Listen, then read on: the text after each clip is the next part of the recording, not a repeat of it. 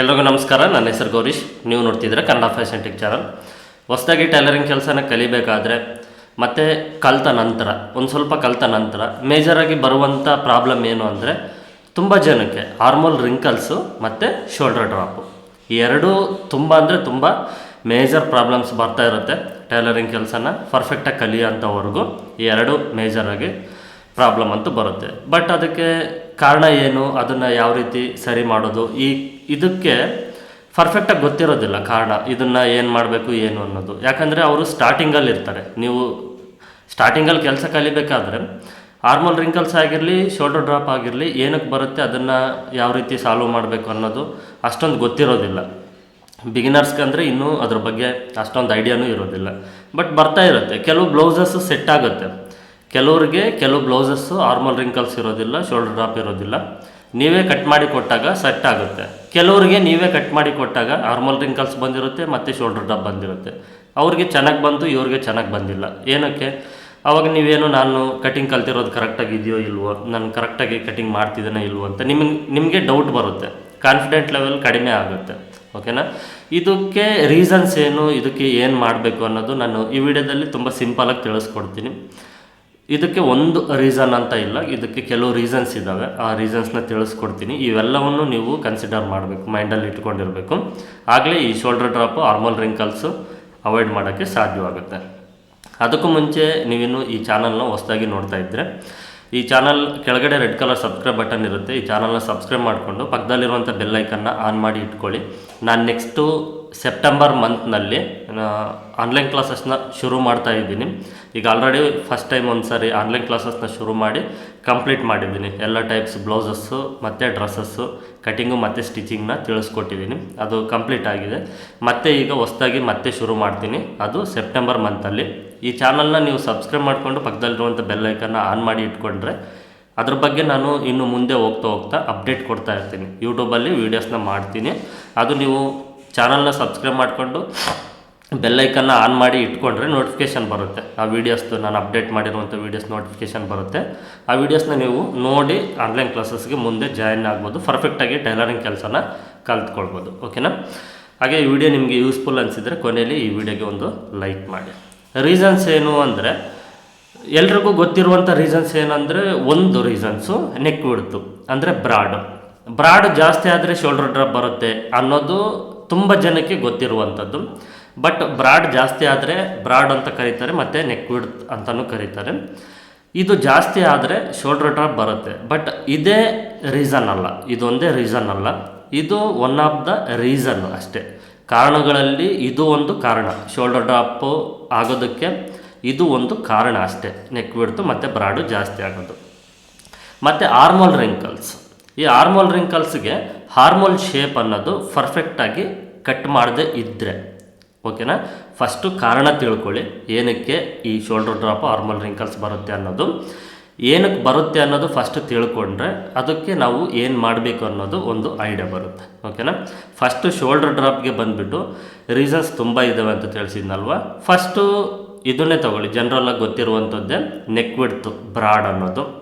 ಮತ್ತು shoulder, exact shoulder, full shoulder ಅಂದರೆ ಈಗ ನಾವು ಒಂದು 5 ಇಂಚು, 5.5 ಇಂಚು, 6 ಇಂಚು ಈ ರೀತಿ ಶೋಲ್ಡರ್ನ ತಗೊಳ್ತೀವಿ. ಅದರಲ್ಲಿ ನೆಕ್ ವಿಡ್ತ್ ತಗೊಳ್ತೀವಿ ಮತ್ತು ಇನ್ನು ಮಿಕ್ಕಿದ್ದು ಪಟ್ಟಿ ಇರುತ್ತೆ. ಇಲ್ಲಿ ಒಂದು ಕುತ್ತಿಗೆ ಅಗಲ ತಗೊಳ್ತೀವಿ, ಇನ್ನು ಮಿಕ್ಕಿದ್ದು ಪಟ್ಟಿ ಇರುತ್ತೆ. ಅದು ಯಾವ್ಯಾವ ಚೆಸ್ಟ್ ಮೆಜರ್ಮೆಂಟಿಗೆ ಆ ಶೋಲ್ಡರ್ ಎಷ್ಟು ತೊಗೊಳ್ಬೇಕು, ಅದರಲ್ಲಿ ನೆಕ್ ವಿಡ್ತ್ ಎಷ್ಟು ತೊಗೊಳ್ಬೇಕು ಅನ್ನೋದು ಗೊತ್ತಿರಬೇಕು. ಪರ್ಫೆಕ್ಟಾಗಿ ಹಾರ್ಮೋಲ್ ಡೌನಿಂಗ್ ಎಷ್ಟು ತೊಗೊಳ್ಬೇಕು, ಯಾವ್ಯಾವ ಚೆಸ್ಟ್ ಮೆಜರ್ಮೆಂಟ್ಗೆ ಎಷ್ಟೆಷ್ಟು ತೊಗೊಳ್ಬೇಕು ಹಾರ್ಮೋಲ್ ಡೌನಿಂಗ್ ಅನ್ನೋದು ಗೊತ್ತಿರಬೇಕು. ಇವೇನಾಗುತ್ತೆ ಅಂದರೆ, ಪರ್ಫೆಕ್ಟಾಗಿ ನಾವು ಶೋಲ್ಡರ್ನ ತೊಗೊಂಡಿಲ್ಲ ಅಂದರೆ ಅದು ಆ ಚೆಸ್ಟ್ ಮೆಜರ್ಮೆಂಟ್ಗಿಂತ ಜಾಸ್ತಿ ತೊಗೊಂಡ್ರೂ ಕಡಿಮೆ ತೊಗೊಂಡ್ರೂ ಸಮಸ್ಯೆ ಆಗುತ್ತೆ. ಮತ್ತು ಹಾರ್ಮೋಲ್ ರಿಂಕಲ್ಸು ಅಷ್ಟೇ. ಹಾರ್ಮೋಲ್ ಡೌನಿಂಗ್ ಮಾರ್ಕ್ ಏನಿದೆಯೋ, ಈ ಹಾರ್ಮೋಲ್ ಡೌನಿಂಗ್ ಮಾರ್ಕ್ನ ಕಡಿಮೆ ತೊಗೊಂಡ್ರೂ ಜಾಸ್ತಿ ತೊಗೊಂಡ್ರೂ ಸಮಸ್ಯೆ ಆಗುತ್ತೆ. ಬರೀ ನಾವು ಒಂದು ಪಾಯಿಂಟಲ್ಲೇ ಯೋಚನೆ ಮಾಡಬಾರ್ದು. ನೆಕ್ ವಿಡ್ತ್ ಒಂದೇ ನಾವು ಹೆಚ್ಚು ಕಡಿಮೆ ಮಾಡಿದ ತಕ್ಷಣ ನಿಮಗೆ ಶೋಲ್ಡರ್ ಡ್ರಾಪ್ ಅವಾಯ್ಡ್ ಏನು ಆಗೋಲ್ಲ. ಈಗ ಎಕ್ಸಾಂಪಲ್ಗೆ ನೀವು ಒಂದು 3 ಇಂಚು ಬ್ರಾಡ್ ತೊಗೊಂಡಿರ್ತೀರಿ ನೆಕ್ ವಿಡ್ತು, ಅವ್ರಿಗೆ ಶೋಲ್ಡರ್ ಡ್ರಾಪ್ ಆಯಿತು ಅಂದ್ಕೊಳ್ಳಿ. ನೆಕ್ಸ್ಟ್ ಟೈಮ್ 2.5 ತೊಗೊಂಡು ಟ್ರೈ ಮಾಡಿ, ಆದರೂ ಶೋಲ್ಡರ್ ಡ್ರಾಪ್ ಆಗುತ್ತೆ. ಓಕೆನಾ? ಕಾರಣ ಏನು ಅಂದರೆ, ಎಂಟೈರ್ ಬ್ಲೌಸ್ ಕಟಿಂಗ್ ಏನಿರುತ್ತೋ, ಎಂಟೈರ್ ಬ್ಲೌಸ್ ಕಟಿಂಗ್ ಮೆಥಡು ನೀವು ಚೇಂಜ್ ಮಾಡಬೇಕು. ನೆಕ್ ವಿಡ್ತ್ ಒಂದು ಚೇಂಜ್ ಮಾಡಿದರೆ ಸರಿ ಹೋಗೋದಿಲ್ಲ. ಶೋಲ್ಡರ್ ಆಗಲಿ, ನೆಕ್ ವಿಡ್ತ್ ಆಗಲಿ, ಆರ್ಮೋಲ್ ಡೌನಿಂಗ್ ಆಗಲಿ, ಡಾಟ್ ಪಾಯಿಂಟ್ಸ್ ಆಗಲಿ, ಚೆಸ್ಟ್ ಅನ್ನೋದು ಎಷ್ಟು ಪರ್ಫೆಕ್ಟಾಗಿ ಕೂತ್ಕೊಳ್ಳುತ್ತೋ ಬ್ಲೌಸ್ ಅನ್ನೋದು ಎಂಟೈರ್ ಬ್ಲೌಸ್ ಅಷ್ಟೇ ಪರ್ಫೆಕ್ಟಾಗಿ ಕೂತ್ಕೊಳ್ಳುತ್ತೆ. ನಾವು ಬ್ರಾಡ್ ಜಾಸ್ತಿ ಇಟ್ಟರೂ ಬ್ಲೌಸ್ನ ಪರ್ಫೆಕ್ಟಾಗಿ ಕಟ್ ಮಾಡಿ ಅದು ಪರ್ಫೆಕ್ಟಾಗಿ ಕಟ್ ಮಾಡಿದರೆ, ಬ್ರಾಡ್ ಜಾಸ್ತಿ ಇಟ್ಟರು, ನೆಕ್ ವಿಡ್ತ್ ಜಾಸ್ತಿ ಇಟ್ಟರು ಶೋಲ್ಡರ್ ಡ್ರಾಪ್ ಆಗೋದಿಲ್ಲ. ಹಿಂದ್ಗಡೆ ಬ್ರಾಡ್ ಜಾಸ್ತಿ ಇಟ್ಟರು ಶೋಲ್ಡರ್ ಡ್ರಾಪ್ ಆಗೋದಿಲ್ಲ. ಓಕೆನಾ? ನಮಗೆ ಓವರಾಲ್ ಆಗಿ ಬ್ಲೌಸ್ ಕಟ್ಟಿಂಗು ಪರ್ಫೆಕ್ಟ್ ಇರಬೇಕು, ಎಲ್ಲವೂ ಪರ್ಫೆಕ್ಟ್ ಇರಬೇಕು. ಆವಾಗಲೇ ಈ ಶೋಲ್ಡರ್ ಡ್ರಾಪು ಮತ್ತು ಆರ್ಮೋಲ್ ರಿಂಕಲ್ಸ್ ಅವಾಯ್ಡ್ ಆಗುತ್ತೆ. ಮತ್ತು ಕೆಲವ್ರಿಗೆ ಒಂದೇ ಚೆಸ್ಟ್ ಮೆಜರ್ಮೆಂಟ್ ಇರುತ್ತೆ. ಈಗ ಒಬ್ಬರಿಗೆ 36 ಇಂಚ್ ಚೆಸ್ಟ್ ಮೆಜರ್ಮೆಂಟ್ ಇತ್ತು ಅಂದ್ಕೊಳ್ಳಿ, ಇಬ್ಬರು ಇದ್ದರು ಅಂದ್ಕೊಳ್ಳಿ. ಅದರಲ್ಲಿ ಒಬ್ಬರಿಗೆ ಬ್ಲೌಸು ಆರ್ಮೋಲ್ ರಿಂಕಲ್ಸು ಬರೋಲ್ಲ, ಶೋಲ್ಡರ್ ಡ್ರಾಪು ಬರೋಲ್ಲ, ಇನ್ನೊಬ್ಬರಿಗೆ ಬರುತ್ತೆ. ಓಕೆನಾ? ಈ ರೀತಿಯೂ ಆಗುತ್ತೆ. ಒಬ್ಬರಿಗೆ ನಾನು ಹೊಲ್ಕೊಟ್ಟೆ, ಅವ್ರಿಗೆ ಕರೆಕ್ಟ್ ಆಯಿತು, ಇನ್ನೊಬ್ರಿಗೆ ಅದೇ ಚೆಸ್ಟ್ ಮೆಜರ್ಮೆಂಟ್, ಅವ್ರಿಗೆ ಶೋಲ್ಡರ್ ಡ್ರಾಪ್ ಬಂತಿಲ್ಲ, ಆರ್ಮೋಲ್ ರಿಂಕಲ್ಸ್ ಬಂತು ಅಂತ ಸಾಕಷ್ಟು ಜನಕ್ಕೆ ಡೌಟ್ ಬರುತ್ತೆ. ಒಂದು ಚೆಸ್ಟ್ ಮೆಜರ್ಮೆಂಟ್ ಅಲ್ಲ, ನಾವು shoulder, neck width, armhole downing ಎಲ್ಲ ಕರೆಕ್ಟಾಗಿ ತೊಗೊಂಡಿದ್ದೀವಿ, ಆದರೂ ಶೋಲ್ಡರ್ ಡ್ರಾಪ್ ಬಂತು, ಈ ಡೌಟು ಬರುತ್ತೆ. ಕೆಲವು ಟೈಮ್ ಏನಾಗುತ್ತೆ ಅಂದರೆ ಆ ವ್ಯಕ್ತಿಗಳ ಮೇಲೆ ಡಿಪೆಂಡ್ ಆಗಿರುತ್ತೆ. ಇದನ್ನು ಗಮನದಲ್ಲಿ ಇಟ್ಕೊಳ್ಬೇಕು. ಒಬ್ಬೊಬ್ಬರು ಪರ್ಸ್ನಾಲಿಟಿ ಒಂದೊಂದು ರೀತಿ ಇರುತ್ತೆ. ಕೆಲವ್ರಿಗೆ ಭುಜ ಕ್ರಾಸ್ ಇರುತ್ತೆ, ಕೆಲವ್ರಿಗೆ ಸ್ಟ್ರೈಟ್ ಇರುತ್ತೆ. ಓಕೆನಾ? ಇನ್ನು ಕೆಲವ್ರಿಗೆ ಚೆಸ್ಟ್ ಮೇಲೆ ಸ್ವಲ್ಪ ಡಿಪೆಂಡ್ ಆಗಿರುತ್ತೆ. ಬ್ಲೌಸ್ ಆ್ಯಂಡ್ ಫಿಟ್ಟಿಂಗ್ ಕೂತ್ಕೊಂಡಿರುತ್ತೆ, ಬಟ್ ಚೆಸ್ಟ್ ವೇರಿಯೇಷನ್ ಇರುತ್ತೆ. ಕೆಲವ್ರಿಗೆ ಚೆಸ್ಟ್ ಬ್ರಾಡ್ ಇರುತ್ತೆ, ಕೆಲವ್ರಿಗೆ ಬ್ರಾಡ್ ಇರೋದಿಲ್ಲ, ಈ ರೀತಿಯೂ ಇರುತ್ತೆ. ಇವೆಲ್ಲವೂ ನಾವು ಕನ್ಸಿಡರ್ ಮಾಡಬೇಕು. ಯಾವುದಕ್ಕೆ? ಶೋಲ್ಡರ್ ಡ್ರಾಪು ಮತ್ತು ಆರ್ಮೋಲ್ ರಿಂಕಲ್ಸ್ಗೆ. ಈ ಎರಡು ಸೈಜ್ಗೂ ಎರಡು ವ್ಯಕ್ತಿಗಳಿಗೆ ಬ್ಲೌಸ್ ಹೊಲ್ಕೊಟ್ಟಾಗ ಒಬ್ಬರಿಗೆ ಕರೆಕ್ಟ್ ಬಂದು ಒಬ್ಬರಿಗೆ ಕರೆಕ್ಟ್ ಬಂದಿಲ್ಲ ಅಂದರೆ ಅವ್ರ ಪರ್ಸ್ನಾಲಿಟಿ ಡಿಫ್ರೆನ್ಸ್ ಇರುತ್ತೆ. ಅಷ್ಟೇ ಬಿಟ್ಟರೆ ಕಟ್ ಮಾಡಿರುವಂಥ ಬ್ಲೌಸ್ ಮೆಥಡು ಡಿಫ್ರೆನ್ಸ್ ಇರೋದಿಲ್ಲ, ಕರೆಕ್ಟಾಗಿರುತ್ತೆ. ಇದನ್ನು ನಾವು ತಿಳ್ಕೊಳ್ಬೇಕು. ಅವ್ರಿಗೆ ಏನಾಗುತ್ತೆ ಅಂದರೆ ಅವಾಗ ಎಕ್ಸ್ಟ್ರಾ ನೆಕ್ಕಲ್ಲಿ ನಾವು ಒಂದು ಸ್ವಲ್ಪ ಕ್ರಾಸಾಗಿ ಕಟ್ ಮಾಡೋದು, ಹಿಂದ್ಗಡೆ ಡೋರಿ ಹಾಕೋದು, ಈ ರೀತಿ ನಾವು ಆಲ್ಟರ್ನೇಟಾಗಿ ಇನ್ನು ಬೇರೆ ಏನಾದರೂ ಮಾಡಬೇಕಾಗುತ್ತೆ. ಇದನ್ನು ನಾವು ತಿಳ್ಕೊಳ್ಬೇಕು. ಎಂಟೈರ್ ನಮಗೇನು ಅಂದರೆ ಒಂದು ರೀಸನ್ನಿಂದ ನಮಗೆ ಆರ್ಮೋಲ್ ರಿಂಕಲ್ಸು, ಶೋಲ್ಡರ್ ಡ್ರಾಪು ಬರೋದಿಲ್ಲ. ಇದಕ್ಕೆ ಈ ರೀಸನ್ಸ್ ಎಲ್ಲ ಇರ್ತವೆ. ಕೆಲವು ವ್ಯಕ್ತಿಗಳ ಮೇಲೆ ಡಿಪೆಂಡ್ ಆಗಿರುತ್ತೆ, ಅವ್ರ ಪರ್ಸ್ನಾಲಿಟಿ ಮೇಲೆ ಡಿಪೆಂಡ್ ಆಗಿರುತ್ತೆ, ಮತ್ತು ಕ್ಲಾತ್ಗಳ ಮೇಲೂ ಡಿಪೆಂಡ್ ಆಗಿರುತ್ತೆ. ಕೆಲವು ಕ್ಲಾತ್ಗಳು ಸ್ಮೂತ್ ಇರುತ್ತೆ ಮತ್ತು ದಪ್ಪ ಇರುತ್ತೆ. ಕೆಲವು ಕ್ಲಾತು ತೆಳುವಿರುತ್ತೆ. ಸ್ಮೂತು, ತೆಳುವು, ದಪ್ಪ ಇದ್ದಾಗ ಅವು ನಾವು ಕಟಿಂಗ್ ಮಾಡುವಾಗ ವೇರಿಯೇಷನ್ ಆಗುತ್ತೆ. ಇದರಿಂದನೂ ನಮಗೆ ರಿಂಕಲ್ಸ್ ಬರುತ್ತೆ. ಓಕೆನಾ? ಕೆಲವು ಕ್ಲಾತು ನಾವು ಎಷ್ಟು ಪರ್ಫೆಕ್ಟಾಗಿ ಕಟ್ ಮಾಡಿದರೂ ರಿಂಕಲ್ಸ್ ಬರುತ್ತೆ. ಆ ಕ್ಲಾತ್ ಆ ರೀತಿ ಇರುತ್ತೆ. ಮತ್ತು ಪ್ಲೈನ್ ಬ್ಲೌಸು, ಈ ಅರ್ವೆನ್ ಟಿಪ್ ಟಾಪು, ಅದನ್ನು ನೋಡಿ, ಅದು ಎಷ್ಟು ಫಿಟ್ಟಿಂಗ್ ಕೂತ್ಕೊಂಡಿರುತ್ತೆ ಅಂದರೆ ಅಷ್ಟು ಫಿಟ್ಟಿಂಗ್ ಕೂತ್ಕೊಂಡಿರುತ್ತೆ. ಯಾಕಂದರೆ ಅದಕ್ಕೆ ಲೈನಿಂಗ್ ಹಾಕೋದಿಲ್ಲ, ಅದು ಬಟ್ಟೆನೂ ಸ್ಟಿಫ್ನೆಸ್ ಆಗಿರುತ್ತೆ, ತೆಳುವಿರುತ್ತೆ. ಪ್ಲೈನ್ ಬ್ಲೌಸ್ ಅಂತೂ ತುಂಬ ನೀಟಾಗಿ ಕೂತ್ಕೊಂಡಿರುತ್ತೆ. ಅದೇ ಲೈನಿಂಗ್ ಬ್ಲೌಸು ಅದೇ ಮೆಜರ್ಮೆಂಟಿಗೆ ಹೋಲಿದಾಗ ಅವ್ರಿಗೆ ರಿಂಕಲ್ಸು ಇಲ್ಲ ಶೋಲ್ಡರ್ ಡ್ರಾಪ್ ಬಂದಿರುತ್ತೆ. ಕೆಲವು ಟೈಮ್ ಕ್ಲಾತ್ಗಳ ಮೇಲೆ ಡಿಪೆಂಡ್ ಆಗಿರುತ್ತೆ, ಕೆಲವು ಟೈಮು ಆ ವ್ಯಕ್ತಿಗಳ ಮೇಲೆ ಡಿಪೆಂಡ್ ಆಗಿರುತ್ತೆ. ಕೆಲವು ಟೈಮ್ ಎಂಟೈರ್ ಓವರಾಲ್ ಆಗಿ ನೀವು ಬ್ಲೌಸ್ ಕಟಿಂಗ್ನಲ್ಲಿ ಏನಾದರೂ ಮಿಸ್ಟೇಕ್ಸ್ ಮಾಡಿರ್ತೀರ, ಡಾಟ್ ಪಾಯಿಂಟ್ಸ್ ಆಗಿರ್ಬೋದು, ಕಪ್ಸು ಸರಿಯಾಗಿ ಕೂತ್ಕೊಂಡಿಲ್ಲ ಅಂದ್ರೂ ನಿಮಗೆ ಶೋಲ್ಡರ್ ಡ್ರಾಪ್ ಪ್ರಾಬ್ಲಮ್ ಆಗುತ್ತೆ. ಮತ್ತು ಹಾರ್ಮೋಲ್ ಇದೆಯಲ್ವಾ, ಈ ಹಾರ್ಮೋಲಲ್ಲಿ ಸಾಕಷ್ಟು ಜನ ತಪ್ಪು ಮಾಡ್ತಾರೆ. ಏನು? ಹಾರ್ಮೋಲು ಟೈಟ್ ಆದ್ರೂ, ಅಂದರೆ ಈ ಕಂಕುಳ ಟೈಟ್ ಆದ್ರೂ ಇದು ಎಳ್ಕೊಳ್ಳುತ್ತಿರುತ್ತೆ. ಕಂಕುಳ ಟೈಟ್ ಆದಾಗ ಶೋಲ್ಡ್ರನ್ನ ಎಳ್ಕೊಳ್ಳುತ್ತೆ. ಕಂಕುಳ ತೀರಾ ಟೈಟು ಇರಬಾರ್ದು, ಲೂಸ್ ಇರಬಾರ್ದು. ಲೂಸ್ ಇದ್ದರೆ ರಿಂಕಲ್ಸ್ ಇರುತ್ತೆ, ತುಂಬ ಟೈಟ್ ಇದ್ದರೆ ಶೋಲ್ಡರ್ ಡ್ರಾಪ್ ಬರುತ್ತೆ. ಇದಕ್ಕೆ ಒಂದು ಫಾರ್ಮುಲಾ ಇರುತ್ತೆ. ಆ ಫಾರ್ಮುಲಾ ಪ್ರಕಾರ ನಾವು ಕಟ್ ಮಾಡಬೇಕು.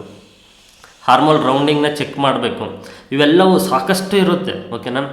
ಈ ಎಲ್ಲ ಕೂಡಿದರೆ ಪರ್ಫೆಕ್ಟಾಗಿ ನಾವು ಕಟ್ ಮಾಡಿದ್ರೇ ಬ್ಲೌಸ್ ಅನ್ನೋದು ಪರ್ಫೆಕ್ಟಾಗಿ ಬರುತ್ತೆ. ಇದನ್ನು ಗಮನದಲ್ಲಿ ಇಟ್ಕೊಳ್ಬೇಕು. ಸುಮ್ಮನೆ ನಮ್ಗೆ ಆರ್ಮೋಲ್ ರಿಂಕಲ್ಸ್ ಬರುತ್ತೆ, ಶೋಲ್ಡರ್ ಡ್ರಾಪ್ ಬರುತ್ತೆ ಅಂತ ನೆಕ್ ವಿಡ್ತ್ ಒಂದು ಕಡಿಮೆ ಮಾಡೋದು, ಇಲ್ಲ ಇನ್ನೇನೋ ಮಾಡೋದು ಹೋದರೆ ಅದು ಯಾವತ್ತಿಗೂ ಸರಿ ಹೋಗೋದಿಲ್ಲ. ಓಕೆನಾ? ಅದಕ್ಕೇನು ಎಂಟೈರ್ ಬ್ಲೌಸು ಪರ್ಫೆಕ್ಟಾಗಿ ಕಟ್ ಮಾಡಬೇಕು. ಇದು ತುಂಬ ಇಂಪಾರ್ಟೆಂಟು. ಓಕೆನಾ? ಇದನ್ನು ಗಮನದಲ್ಲಿ ಇಟ್ಕೊಳ್ಳಿ. ಅದು ಯಾವ ರೀತಿ ಕಟ್ ಮಾಡಬೇಕಂತ ನಾನು ನಿಮಗೆ ಸೆಪ್ಟೆಂಬರ್ ತಿಂಗಳಲ್ಲಿ ಆನ್ಲೈನ್ ಕ್ಲಾಸಸ್ನ ಶುರು ಮಾಡ್ತೀನಿ ಅಂತ ಹೇಳಿದ್ನಲ್ವ, ಅದರಲ್ಲಿ ಹೇಳ್ಕೊಡ್ತೀನಿ. ಹೊಸದಾಗಿ ಕಲಿಯೋರು ಮತ್ತು ಪರ್ಫೆಕ್ಟಾಗಿ ಕಲಿಬೇಕು ಅಂದ್ಕೊಂಡಿರೋರು ಅವಾಗ ಜಾಯಿನ್ ಆಗಿ ನೀವು, ನಿಮಗೆ ಕಂಪ್ಲೀಟ್ ಡೀಟೇಲ್ಸ್ನ ಅವಾಗ ತಿಳಿಸ್ಕೊಡ್ತೀನಿ. ಸ್ಟೆಪ್ ಬೈ ಸ್ಟೆಪ್ ಯಾವ ರೀತಿ ಕಟ್ ಮಾಡಬೇಕು, ಯಾವ್ಯಾವ ಚೆಸ್ಟ್ ಮೆಜರ್ಮೆಂಟ್ಗೆ ಯಾವ್ಯಾವುದನ್ನು ಎಷ್ಟೆಷ್ಟು ತೊಗೊಳ್ಬೇಕು, ಇದ್ರ ಬಗ್ಗೆ ಎಲ್ಲ ಕಂಪ್ಲೀಟ್ ಡೀಟೇಲ್ಸ್ನ ಕೊಡ್ತೀನಿ. ಈಗೇನಂದರೆ ಜಸ್ಟ್ ನಿಮಗೊಂದು ತಿಳುವಳಿಕೆನ ತಿಳಿಸ್ತಾ ಇದ್ದೀನಿ. ಇದು ತುಂಬ ಜನಕ್ಕಿದೆ. ಒಂದು ಏನು ಅಂದರೆ ಶೋಲ್ಡರ್ ಡ್ರಾಪ್ ಬರುತ್ತೆ ಅಂದರೆ ನೆಕ್ ವಿಡ್ತ್ ಸಮಸ್ಯೆ, ಅದನ್ನು ಕಡಿಮೆ ಮಾಡಿದರೆ ತೀರೋಗುತ್ತೆ, ಶೋಲ್ಡರ್ ಡ್ರಾಪ್ ಬರೋದಿಲ್ಲ ಅನ್ನೋದು ಒಂದು ಅಪೋಹ. ಓಕೆನಾ? ಅದೊಂದೇ ಅಲ್ಲ, ಅದಕ್ಕೆ ಇನ್ನೂ ಸಾಕಷ್ಟು ಇದ್ದಾವೆ. ನಾನು ಹೇಳಿದ್ನಲ್ವೀಗ, ವ್ಯಕ್ತಿಗಳ ಮೇಲೆ ಡಿಪೆಂಡ್ ಆಗಿರುತ್ತೆ, ಕ್ಲಾತ್ಗಳ ಮೇಲೆ ಡಿಪೆಂಡ್ ಆಗಿರುತ್ತೆ, ಚೆಸ್ಟ್ ಮೇಲೆ ಡಿಪೆಂಡ್ ಆಗಿರುತ್ತೆ, ನೀವು ಕಟ್ ಮಾಡೋ ಮೆಥಡ್ ಮೇಲೆ ಡಿಪೆಂಡ್ ಆಗಿರುತ್ತೆ. ಮತ್ತು ನೆಕ್ ವಿಡ್ತ್ ಮೇಲೆ ಡಿಪೆಂಡ್ ಆಗಿರುತ್ತೆ. ಇರ್ತವೆ ಇವೆಲ್ಲವೂ ಕರೆಕ್ಟಾಗಿ ಇದ್ದಾಗಲೇ ಬ್ಲೌಸು ಕರೆಕ್ಟಾಗಿ ಬರುತ್ತೆ. ಇಷ್ಟನ್ನು ನೀವು ಗಮನದಲ್ಲಿ ಇಟ್ಕೊಳ್ಬೇಕು. ಓಕೆನಾ? ಇದು ನಿಮಗೆ ಯೂಸ್ ಆಗಿದೆ ಅಂದ್ಕೊಂಡಿದ್ದೀನಿ, ಅರ್ಥ ಆಗಿದೆ ಅಂದ್ಕೊಂಡಿದ್ದೀನಿ. ಒಂದೇ ರೀಸನ್ ಅಲ್ಲ, ಇಷ್ಟು ರೀಸನ್ಸ್ ಇರುತ್ತೆ. ಈ ರೀಸನ್ಸಿಂದ ನಿಮಗೆ ಶೋಲ್ಡರ್ ಡ್ರಾಪು ಜಾಸ್ತಿ ಆಗೋದು, ಆರ್ಮಲ್ ರಿಂಕಲ್ಸ್ ಬರೋದು. ಶೋಲ್ಡರ್ ಡ್ರಾಪು ಆದಾಗ ಇಮಿಡಿಯೇಟ್ಲಿ ಆರ್ಮಲ್ ರಿಂಕಲ್ಸ್ ಬರುತ್ತೆ, ಅದನ್ನು ಗಮನದಲ್ಲಿ ಇಟ್ಕೊಳ್ಳಿ. ಒಂದು ವೇಳೆ ಆರ್ಮಲ್ ರಿಂಕಲ್ಸ್ ನಿಮಗೆ ಶೋಲ್ಡರ್ ಡ್ರಾಪ್ ಆಗಿಲ್ಲ, ಆರ್ಮಲ್ ರಿಂಕಲ್ಸ್ ಒಂದೇ ಬಂದಿದೆ ಅಂದರೆ ಹಾರ್ಮೋಲ್ ಶೇಪು ನೀವು ಸರಿಯಾಗಿ ಕಟ್ ಮಾಡಿಲ್ಲ ಅಂತ ಅರ್ಥ. ಮತ್ತು ಹಾರ್ಮೋಲ್ ಅಂದರೆ ಕಂಕುಳ ಇರುತ್ತಲ್ವ, ಕಂಕುಳ ಕರೆಕ್ಟಾಗಿ ಎಷ್ಟಿದೆಯೋ ಅಷ್ಟು ತಗೊಂಡಿಲ್ಲ ಅಂತ ಅರ್ಥ. ನೀವು ಕಂಕುಳದ ಡೌನು ಮತ್ತು ಕಂಕುಳದ ಸುತ್ತಳತೆ ಅದು ಪರ್ಫೆಕ್ಟಾಗಿ ತಗೊಂಡಿಲ್ಲ ಅಂತ ಅರ್ಥ. ಅವುಗಳನ್ನ ಯಾವ ರೀತಿ ತಗೊಳ್ಬೇಕು ಏನು ಅನ್ನೋದು ಜಸ್ಟ್ ನಿಮಗೆ ಮಾತಲ್ಲಿ ಹೇಳಿದರೆ ಅರ್ಥ ಆಗಲ್ಲ. ಹಾಗಾಗಿ ಆನ್ಲೈನ್ ಕ್ಲಾಸಸ್ ಶುರು ಮಾಡ್ತೀನಲ್ವ, ಅದರಲ್ಲಿ ನಿಮಗೆ ಕಂಪ್ಲೀಟ್ ಡೀಟೇಲ್ಸ್ನ ಹೇಳ್ಕೊಡ್ತೀನಿ. ನೀವು ಪರ್ಫೆಕ್ಟಾಗಿ ಕಲಿಬೇಕು ಅನ್ನೋರು ಅವಾಗ ಜಾಯಿನ್ ಆಗಿ. ವೀಡಿಯೋಸ್ನ ರೆಗ್ಯುಲರಾಗಿ ಫಾಲೋ ಮಾಡಿ. ಈ ಸೆಪ್ಟೆಂಬರ್ ತಿಂಗಳವರೆಗೂ ನಾನು ಯೂಟ್ಯೂಬಲ್ಲಿ ನಿಮಗೆ ಅಪ್ಡೇಟ್ ಕೊಡ್ತಾನೆ ಇರ್ತೀನಿ. ಪರ್ಫೆಕ್ಟಾಗಿ ಕಲಿಬೇಕಂದ್ರೆ ನೀವು ಅವಾಗ ಜಾಯಿನ್ ಆಗ್ಬೋದಾಗುತ್ತೆ. ಇದು ನಿಮಗೆ ಯೂಸ್ ಆಗಿದೆ ಅಂದ್ಕೊಂಡಿದ್ದೀನಿ ನಾನು ಕೊಟ್ಟಿರೋ information. Shoulder drop, armhole wrinkles, ಈ ಎರಡಕ್ಕೆ ರೀಸನ್ಸು ಒಂದೇ ಅಲ್ಲ. ನೆಕ್ ವಿಡ್ತ್ ಆಗಿರ್ಬೋದು, ಬ್ರಾಡ್ ಆಗಿರ್ಬೋದು, ಮತ್ತು ಚೆಸ್ಟ್ ಆಗಿರ್ಬೋದು, ಕಪ್ಸು, ಡಾಟ್ ಪಾಯಿಂಟ್ಸು ಇವೆಲ್ಲನೂ ಪರ್ಫೆಕ್ಟಾಗಿರಬೇಕು. ನೀವು ತಗೊಳ್ಳುವಂಥ ಬ್ಲೌಸ್ ಕಟಿಂಗ್ ಮೆಥಡ್ಡು, ಫಾಲೋ ಮಾಡುವಂಥ ಬ್ಲೌಸ್ ಕಟಿಂಗ್ ಮೆಥಡ್ಡು ಕರೆಕ್ಟಾಗಿರಬೇಕು. ಕೆಲವು ಟೈಮ್ ಕ್ಲಾತ್ಗಳ ಮೇಲೆ ಡಿಪೆಂಡ್ ಆಗಿರುತ್ತೆ, ಕೆಲವು ಟೈಮು ಆಯಾ ಪರ್ಸ್ನಾಲಿಟಿ ವ್ಯಕ್ತಿಗಳ ಮೇಲೆ ಡಿಪೆಂಡ್ ಆಗಿರುತ್ತೆ.